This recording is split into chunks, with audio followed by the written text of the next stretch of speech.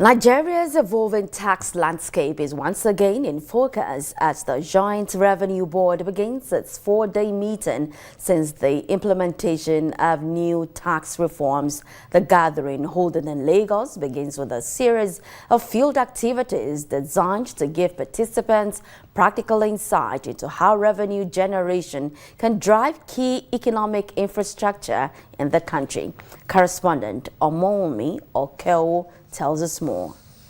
It's day one of activities leading to the 159th meeting of the Joint Revenue Board. As host state, the Lagos State Internal Revenue Service takes members of the board on a series of field engagements. First is a train ride on the Lagos Blue Line from the Marina Terminal to Mile 2 and back, led by the Lagos Metropolitan Area Transport Authority. And so this train is driven by a volt that is 3 times that we use at home. The tour then moves to Eko Atlantic City, where members are taken through the history of the ambitious coastal project, its current state, and projections for the future. The Joint Revenue Board is an association of all revenue-generating agencies across the nation, including some other independents like Customs, NIMSI, Immigration, FCT, Federal Capital Territory.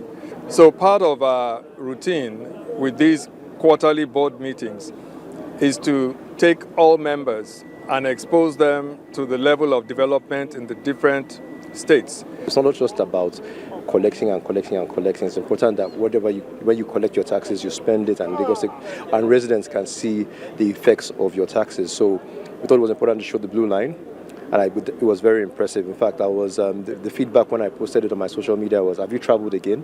That was the thought process. Are you in the country? Well, this didn't look like Nigeria. So many people don't even realize the kind of things that your taxes have created within the state itself, and then talk less of the enabling environment that we speak about.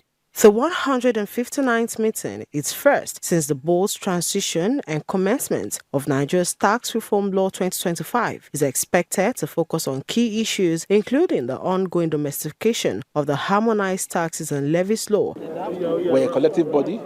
We're doing so many things collectively. We are passing laws in our respective states, following a model containing the same provisions. We're reducing tax heads from 100 to 9. We are banning mounting of roadblocks for tax collection. We are banning sale of road tax stickers.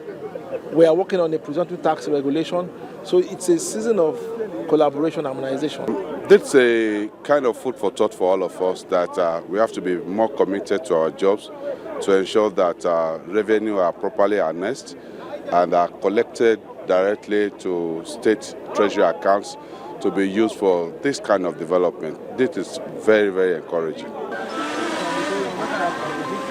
After a long day of field engagement, attention now shifts to the official opening of the meeting, scheduled for tomorrow, Wednesday, April 22, where Lagos State Governor Babajide Sanwo-Olu and the chairman of the Nigeria Revenue Service, Zak Adedeji, are expected to formally declare the session open. As deliberations begin, stakeholders will be looking to align strategies, strengthen collaboration, and address emerging challenges in the country's evolving tax landscape. From the Eko Atlantic City in Victoria Island, I am Omomi Okewo, reporting for Lagos Television.